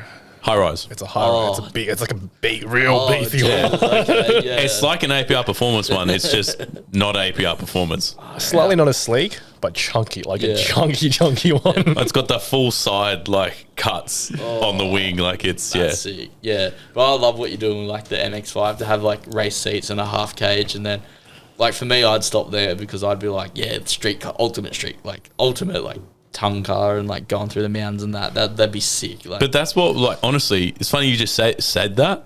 That's the whole point of the series that we're filming about with it, is that at any point in time, you can feel free to leave and know that you've got like a sick car. Because like if people are following it and doing it, like the build with me, whatever car they're doing, all I'm saying is just like, let's call this phase 1, these sets of mods, like air induction, catback exhaust, a fucking wing, or whatever it is you want to do. Just feel confident knowing that like that's good enough. It's sick. Go fucking have fun. Yeah. And then phase 2 will be like cams, injectors, fucking. But that's so good for people, especially like for people watching on a budget. Like you can do phase 1 maybe over the span of 2 years, and then you like go to cams like turbo and that, and you're like, bro, that's like going to cost like some kid's working at Macca's. Like he's going to take 5 years to work that up. Yeah. But he's like, I want to get the phase 2. That's the goal. And like, you know what I mean? So that's sick. So well, the whole premise as to why I decided to do it with the MX-5 is because I was, like, the car market is fucking beyond ridiculous. Yes. And we all thought it was going to come down. It didn't. Yeah. And we're just sitting here just like, okay, well, what's next? I really wanted an S2000. I really wanted an S2000. Also didn't have $50,000 spare just Is to that what fucking they go, are? I haven't looked at bro, them. it's fucked. Yeah. So I was like, fuck this shit. Like, let's bring it back. And I just kind of got really angry.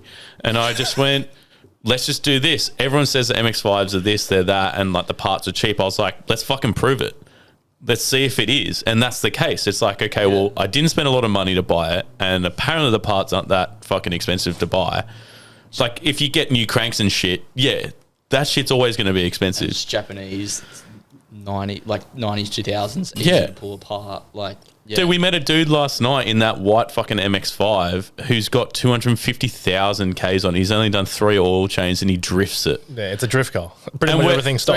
Three oil like there's I think the GC8's got like 300 now. So, and it unopened and stuff like that. But like, I three think oil changes is crazy. Yeah, no, I know. I think he's asking for trouble, Yeah. but it was still fucking amazing that this guy is fucking redlining this stock Miata drifting. Yeah. Like, the only thing that wasn't stock is what? Like the wheels, the suspension, but everything else is stock.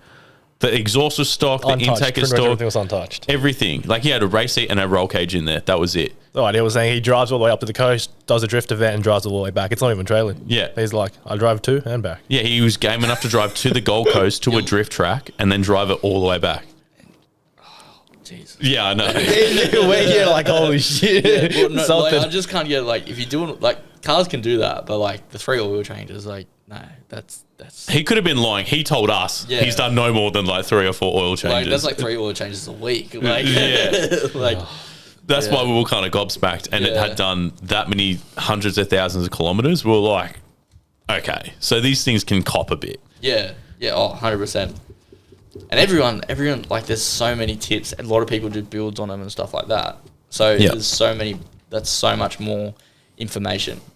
And you know, I love like doing what's been done, but putting your own flavor on it and doing it like how you want to do it. And it's just like doing it, especially doing things in Australia versus like United States. Yeah, Like- dude, like- that's it. You've just Yeah, fucking nailed it. Yeah, like okay, here's a video. You can do the exact same video and do it in Australia, and it's a whole new video. Like, That's correct. Yeah. Because it's like it's so much different. Like oh yeah, we got to do this, and you on the other side and that, and like yeah, like Literally, what you just then is Yeah. exactly the reason why we did it, because it's like we're talking about not only different monetary values, Yes. like we're talking about different standards, different like the way things are stocked, packed, different conditions. different supplies. like you'll find out like things are so cheap, and they're like, oh yeah, these are so cheap, and then like they're the most expensive one to get for us, and then we have like this cheap one, and then everyone's trying to buy the most expensive one, and Yeah. then they could just get this cheap one for the same thing, and like that's 100%. Yeah. But yeah, So we'll see how we go. Stay tuned. yeah, We're aiming to release it come, I'm like, fingers crossed, May. Like that's when like episode 1 will launch, and then it'll be a weekly series. yeah. Because So- I wanted you to do like take it to stock to Pheasant Wood and go, this is the time, and then at the finish, this is the time. But then It's you- coming. It's kind of like that. Yeah, but you told me a bit too late, and I was like, oh, like you could have done something else, but I was like, oh, I would have loved to get you in Pheasant Wood. You know what I mean? Yeah, Like, we literally bought it the moment, and then that same week you were like, bring it to Pheasant Wood. yeah, and I was like, yeah, because you not a chance. yeah. And then you had that thing with Mrs. I was like, yeah, I totally get that. Like, Yeah. my Mrs. want to kill me too. Mrs. wants to kill me every week, yeah, bro. yeah. And I'm like, yeah. Especially like the hours I work, and then I like come home. I'm like, yeah, I'm going to the track all weekend. She's like, what? Like, do you even live here? Like, so but yeah, I was like, yeah, take it to Pheasant Wood, and then I was so keen for you to go there. I was telling like Mitch and Sean, and when Dan came down there, I was like, is Tom coming down? Is Tom coming down? He's got an MX-5. He can come down. He He could do this track. Yeah. I was like, he should bring it down. Like, he definitely should do it. And then, yeah, you're like, oh, I got to do things. Like, damn it. I will. Like, the whole idea, again, with the phases, is we're going to do a track all the time. I'm going to put RS4s on it. I don't know if a man who I'm buying my tyres off will let me do it. It's up to him, really, at the end of the day. Yeah. So I like Yoki's, Yeah, okay. They're good. They work for me. Yeah, I've seen what they can do. Good point. They do quite literally shave seconds off the time compared. I mean, like, same with what the tire that you're talking about, equally just as fucking good. Yeah. We use the Z22, the one above, but I love RS4s. I think they're like the best all around tire. Why though? Like, they get better as you drive them. Like, what tire does that? Like, that's crazy. Like, it's like there's no more tread. Yeah, but now it's a slick. Like, it's good. and like the rain, they just do everything, and then they come out chunk, and they're so good for the price point. Like, especially if you're getting like a trade price and stuff. Like, it's crazy. Yeah. But, like, I've like almost wanted to put them on my missus' car because she just drives to the shop and back, and I was like, oh, these would be sick on it. Like, like, you won't mess up here. But yeah, I love them, and I think they're just so common. I think I'm just a big fan. Yeah. And like, even if you have that sort of common tire and you go from car to car, you have a sort of idea how it's going to handle as well. Yeah. So, all for them. Okay. I've tried a lot. I've tried a lot of tires, and I have not been impressed as much as the RS4s. Okay. Yeah. We'll have to try it. I don't think there's no one can really argue with what you're saying. You're the one who fucking does thousands of fucking laps around Pheasant Wood. You can't argue with the data. I've done AR1s, done Z22s are obviously better, but they don't last. Nowhere near as good. Did a set of Yokies, did another set of like this other brand, Advo or something like that. And not even close. Yeah. Go on 17. I've got a few in the shed you can try.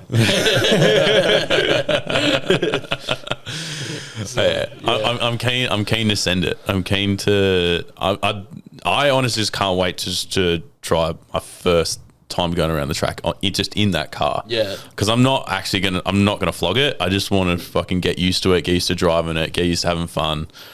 I don't know. I might do like 4 soft laps, 1 really hard lap, and then just do that round per round. And then you like race Tony's VA when he gets it, and like, bro, his commie won't be able to keep up with me on the track. That's for sure. No, that's why you get WRX, mate. Yeah.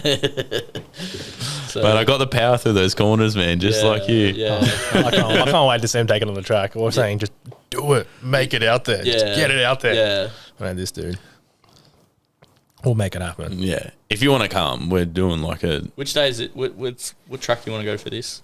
Eastern Creek, the one you haven't been on. Yeah. Eastern Creek, that's true. Yeah. And it's a race car now because we've got a roll cage. So we'll pull his plates off and we'll put him in the race car category as well. Yeah. We could all jump in that one. What numbers are we running? I actually do though. Yeah. I want us, like all of us, just to race our own little race car. Yeah. Yeah. Sorry, that's what I was about to say. It's not like a media day or anything. Like we're just going to have fun. Got to put a side mount and got to put that new radiator. He wants every second. He's shaving seconds off already. Mate, he's come to win. I'll be in the sauna the day before. Do you know how much time that is? Like, you think, like, we race around, they're like, oh, in these little cars, and they're like, oh, how can we get more weight out of them? Like, go for a run, mate. Like, and seriously, it's a massive impact. I put some weight on, and I'm slower now. Like, and driving ability has nothing to do with it. It's the same. It's just the weight. It's the weight. Yeah. So how to weight ratio, baby. 100%. No wonder race car drivers are all small and skinny. Exactly. All really big, I've noticed. Especially like when the car's 88 kilowatt with the Subaru, like 10 kilos. That's massive. So, yeah. Oh, shit. You didn't answer the what car you love, but you didn't. I'm so sorry. Oh no, you said Lotus. You didn't answer. Oh, I said the Commodore. You're right. Yeah. And then No, that's the car that you didn't like. Yeah. didn't like. Yeah. What's one that you didn't think that you liked? That I didn't like, but then I got in like. Yeah. Sorry. I-30. That is one thing. I-30. Yeah, when I did get into that, because I feel like I'm a big man. I don't like the really small hatches. Yeah, okay. I don't really like Golfs, the I-30s. What else? Just everything that was small. So I feel like it's just weird. Like a big dude walking out of a little car, it just doesn't match up. Yeah. But yeah, when Dan did the exhaust, I went for the lap around Brookie and I was like, these things actually handle very, very well because they're so small and nimble. Yeah. It's like a little pocket rocket. Yeah. I'll give you the opposite on that. I was very keen. I jumped into like the base model i30. Yeah. I was like, you slap a turbo on this will be sick. I don't know if it's just the one I drove or was in. Was not impressed. And I'm like, I'm itching to get in another one to see if it's like the anomaly because I really want to like them. You know what I mean? Like, yeah, You'll have to. yeah. Oh, you're saying you didn't drive a turbo one?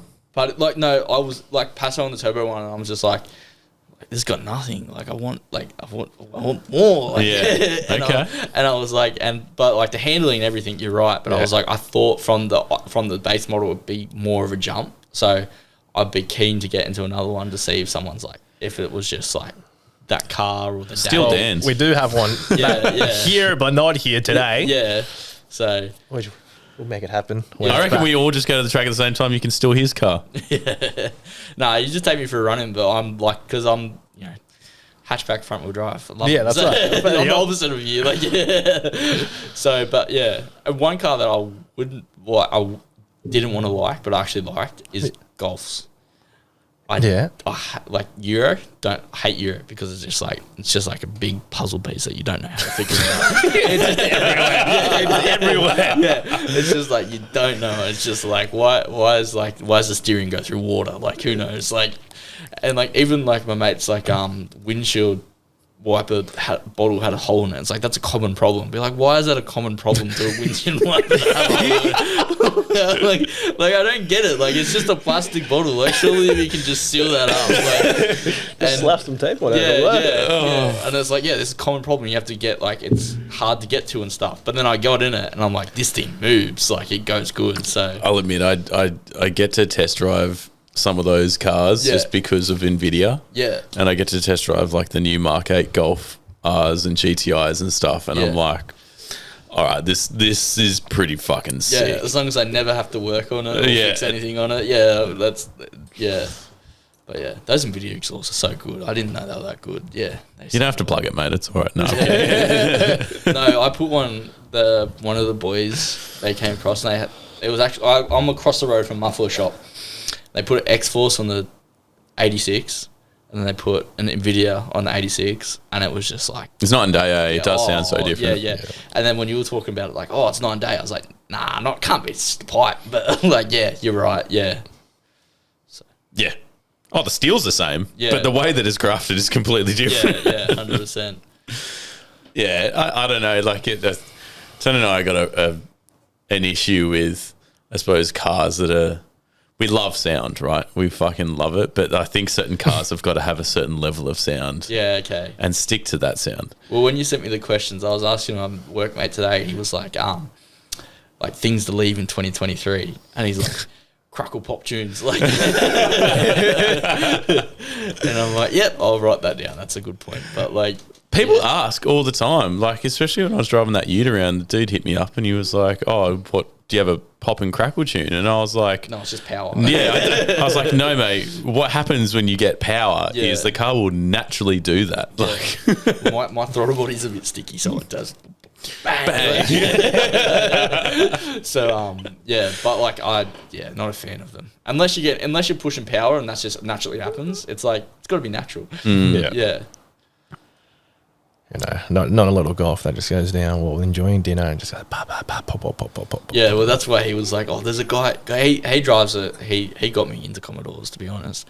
And he was like, I lived, I'll go to sleep and I just hear this Lancer go, pop, pop, pop, pop. And I was like, he's like, you're in a Lancer. I'm like, don't pick on little cars. And he's like, yeah, I like it. But I'm like, it's just, shouldn't make that noise. Like, should just go, vroom, like, Yeah. So, If it had just that little bit more, put a fucking turbo on it. Actually, is your ute cammed? No. It's got that Manor system on with a few. I fucking love a good Manda system on a ute, bro. Bro, I love it. It hangs so low. Yeah. So anyone like out there who's watching, who's thinking to get one, probably don't, because it hangs low. Like even when I came in and I saw that drop, you're like park behind the chimney and that. I'm like, that's not happening. Like, He's scraping on the flat at the top. yeah. Oh, like it's so like the car's not that low and it hangs so low, and it's just like it's scraped. Like new gaskets every 6 months for that, but it sounds unreal. Could you not just redo the hangers and just either re-weld them or cut them and just push it up? I'd actually have to the extractors hang too low. Oh. Because it's full system. Yeah. So the extractors actually come down. Is the thing that actually brings it down. Yeah, that brings it all down. Fuck, so well, there's nothing you can do about it. So if I had pacemaker extractors, I'd bring it up. But then I'm just like, I don't want the sound to go. I love the sound. Pacemaker was good. I had pacemaker on my year. Yeah. But I was just like, there's such a unique sound. I'm like, I don't want to touch it. Yeah. Oh, I wanted to get pacemaker. And then my mechanic was like, get this Manor thing. And then I was like, it sounds sick. And then after 6 weeks, I was like, should have gone the pacemaker because then it would have sat right. So, is what it is. I'm sure you could get some fucking metal fabricator to do something if you really fucking wanted to. But then I just worry about the sound changing because I was like, everyone says, it's crafted so good because of the sound. It's like, so if I touch it, the sound's going to change. That used to be Walkinshaw, right? DPE. It's called Manta now. You used to call it DPE, right? Yeah, because DPE is now owned by Manta. Yeah. Yeah. Which was Walkinshaw, which is what they used to put on their fucking thing. Yeah. They do sound good. I like the design of that. Yeah. Just nice and throaty and deep and just... I wish it was chrome, though, because it's black.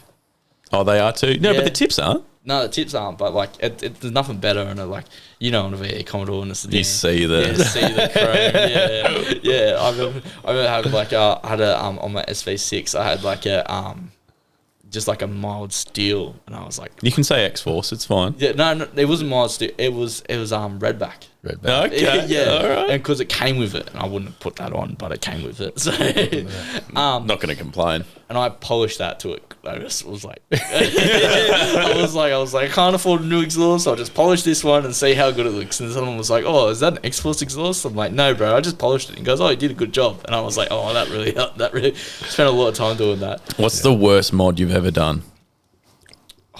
That you regret? Regret? So many.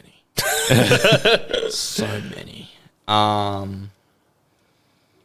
Short shifter on the GC8 fell apart on a track day. Okay. That wasn't fun. But why though? Because it was crap. eBay job or? Yeah. And I was like, what's the difference? But it was crap. Put a too small of exhaust on the Commodore, lowered the Commodore too low, put dumb lights in the Commodore. What do you mean by dumb lights? They were too bright. And Not the Luca red and blue. I was about to say they happen to be the New South Wales police lights. I wrapped some things in my Mazda that I regret wrapping, and I was like, that looked horrible. But I was like, I don't want to just rip the wrap off because I just paid for it, so I'll leave it on for a bit. So that sucked.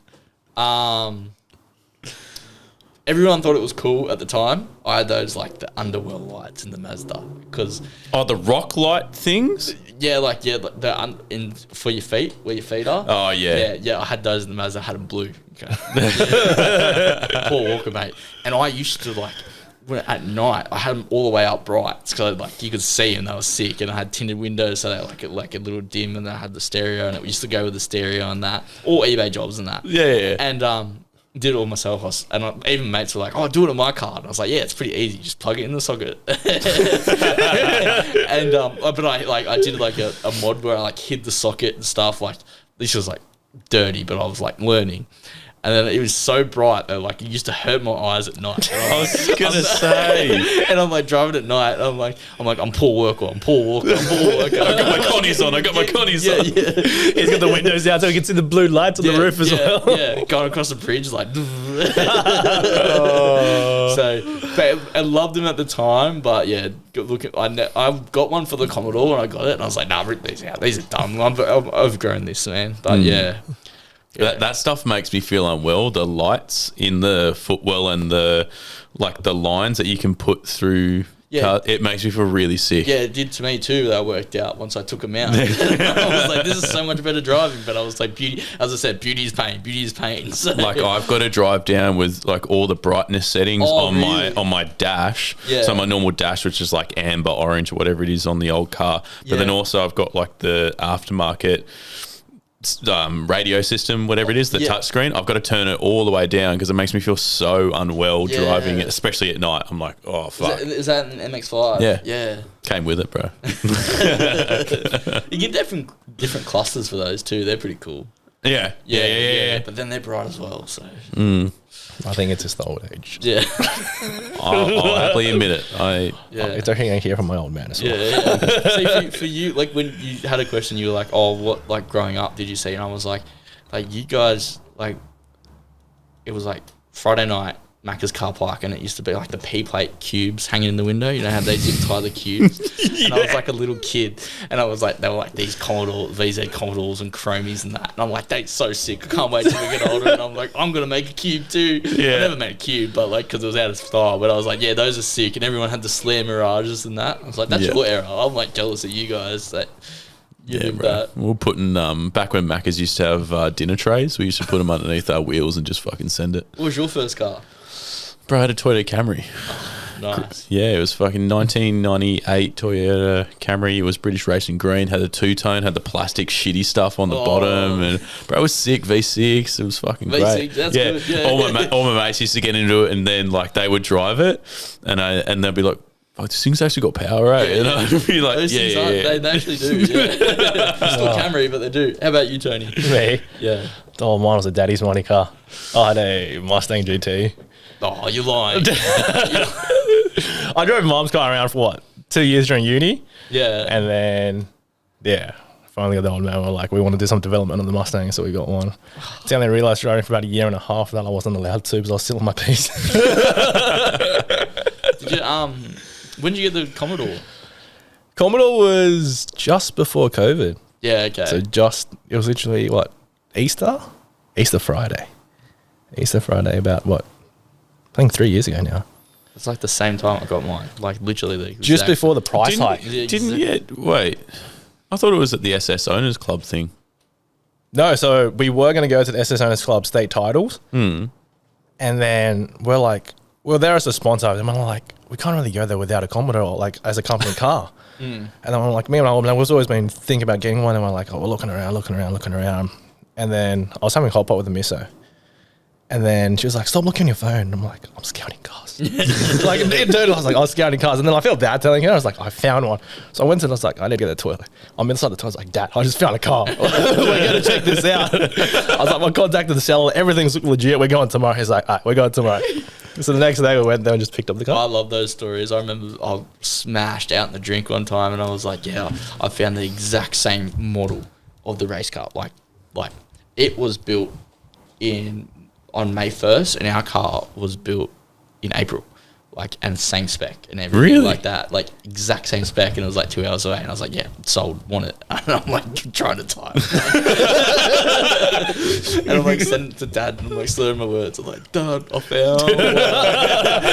And we like, and he's, I was like, yeah, when I got it straight away, it was so good. So, Hung over the next day. Yeah. I want it. Mine was like, the misso was like, why on the toilet for so long? I was like, Dad wasn't picking up initially. That's always the question, mate. I'm always hiding out there.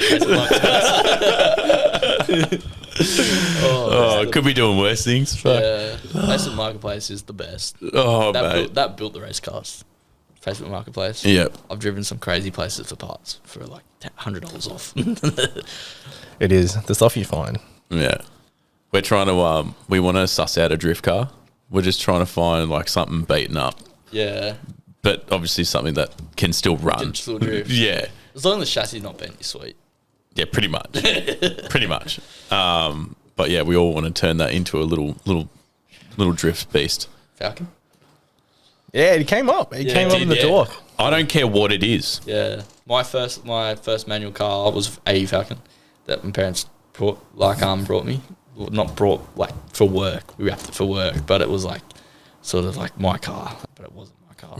It was like I was the only one that wanted the car, but it was like, oh, but it was useful, so it was like my car. So I cleaned Couple it. of doughies in the Falcon. Oh, They're indestructible little AUs. we sold it to a bloke for $1,200 before COVID. And I'll like show you videos of him just sending it, and he's like, and like I was like, that poor car. I was like, well, it lived up to its full potential because I wasn't doing that, but I had dropped it on its like chassis rail at a job site or something like that. It got beat up. It'd leak on your. It would rain and it would leak on your feet. The first time that I drove it, I was like first time driving manual with Dad, and then we're driving down the street. You know how you like the little bumper things that keep you awake? Yeah. So I was like driving to work, and every time I changed gears, I'd go like that, and I was like, I didn't know. And then they get to like the job, and I was like, how'd I do? And he goes, you want to go back? And I was like, what? And he goes, well, you missed like 2 of the bumper things, and I think you should hit them all. I was like, oh, thanks, Dad. Like, I didn't saw it here. And he goes, I don't care. We almost drove into a ditch. Like, so, yeah. Oh, fucking, your dad sounds like the man. So, Oh, shit. Well, should we wrap it up? yeah. Wrap it up. I think You and I got to race each other home. we'll see how it goes. Yeah, we'll see how we go. Yeah. I stopped for a bottle of water on the way home. I'm just letting you know. And then get that sparkling water. Yeah, it's my treat because I'm not allowed to drink Coca-Cola or anything else. Jesus, how that's going for you? Yeah, I wouldn't survive. Yep. It sucks. Do you do the Red Bulls? No, I don't touch energy drinks. I don't touch those either. That's my Coke. That's like, yeah. I can't. I'll happily disclose why. When I was 18 or 19, I was out in the piss. Yeah. And I was out in Manly. At the time, Escape Sundays was very much a real thing. Yeah. It was a Sunday house party in Manly, and it was like my second home at the time. I was a little bit wild. And during this time, I just decided to have like a Voddy Red Bull. And I was like, oh, that's nice. They taste really good. Get into my third one. And then it hits you. I had 8. Oh. I had 8 vodka Red Bulls in one night. Here's the fuck thing. I didn't feel it that night. The next morning, I wake up at 6 a.m. and I shit you not, I could feel my heart like coming out of my chest. I start so that starts happening, and I'm like, oh, fuck, this isn't okay. Yeah. I then call up the folks, and I'm like starting to panic a little bit. I was like, my chest really hurts. Like, I'm not in a good way. And she goes like, what were you doing last night? And I was like, I ran through the whole thing, finally figured out it was Voddy Red Bulls that had done me in. I'm there on my cousin's couch all day. I should have gone to hospital. I'm sitting there. I'm having not only heart palpitations, like at least once every minute, I'm laying there on the couch, and all of a sudden I just get this immediate like sharp chest pain, and I'm like, oh, this is it. The heart attack's coming. The heart attack's coming. I was like that all day. And then I was going to my mum. I was like, what the fuck do I do? She goes, the only thing you can do is drink as much water as you humanly possibly can and piss and sweat it out. And I was like, okay. And I just did that. Yeah, it's like if you go for a run, like heart goes faster. It can't go any faster. Like, yeah. And since that day, I've never, ever touched an energy drink. Yeah, right. Yeah. No. Ever. No wonder you give me shit when I have them. Hand on heart. Yeah. Never since that day, or that night, I should say, have I ever had one. Because everyone's seen those videos where you've had too many energy drinks and it's like the heart's coming out the chest and that. Have you seen them? No. Oh, that'll get you off them straight away. Yeah, I have. I know what you're talking about. Like, you see it and you're like, oh. Yeah, it's fucked. Yeah. So it makes me feel. I'm just like, as soon as I have one, I go run to the toilet. But that story's way more scary. All right, on that note, we'll wrap this up. Thank you very much for coming down, driving all the way down from the coast. Oh, that's all good, mate. Thank you. It was lovely to have you. Thank you for having me. I've been looking forward to it, to be honest. So, 17-year-old Jack would have loved this. I still love it, but he would have been over the moon with this. So I'm very happy. So thank you very much, mate. Yeah. Thank you. No, this is what it's all about, bro. Yeah. So and it's not the last time you've been on either. I'm happy to fucking keep coming on. I'd love to hear like what's going on in your race seasons and stuff. Like, it 100%. fucking goes all year, right? Yeah, so it goes I think we along. should. When's your next race coming up? Is there one coming up? I think it's like 2 weeks. 2 weeks coming up. So see if That makes sense because March is between March and September, October. We just had one and I couldn't go to it. I was spewing, but one coming up. There's actually one on like an extra one on Sunday I could go to, but the car's not ready yet. So No, definitely let us know on the info. We'll let the audience see what you're up to. Oh, we will actually people will listen to this so if they fucking go or watch or sorry, sorry, I thought I saw the. So Deputy 4 Hour at Pheasant Wood. If you just look it up on Facebook, you see the regs, the rules. Scott Cameron down there, they love to have anyone. We'd love to have anyone down there. If you see me down there, if you actually watch this and you see me down there, just I'll talk your ear off, as you can see, but I'll talk these boys' ears off. And come down, have a look. Once you have a look, you'll love it and you'll want to buy a car. And it'll be a Subaru. If you like going around corners, buy a Subaru. If you like winning, buy a different car. Okay. Nah, just whatever car you like. Just have fun in it. Yeah, just buy that. So fun. So And if you got an old GC8, hit him up. It might be his donor car. Yeah. If the audience were to find you, where should they go? Are you on social media? Yeah, on social media. So if you look up 21 Red Racing, that's the race team. Even if you contact Pheasant Wood, it'll get passed down to me. Or Scott, they'll let me know. And if in just Jack Richards on Facebook or message up jack.richie on Instagram. So just let me know. So not on my phone that often, but I'll see the message. Tom knows this. I'd tell him. He'll respond to you at fucking 7:30 or 9:30 at night. Yeah, via a completely different messaging platform. Yeah. I'm hopeless. I'm always working. So yeah.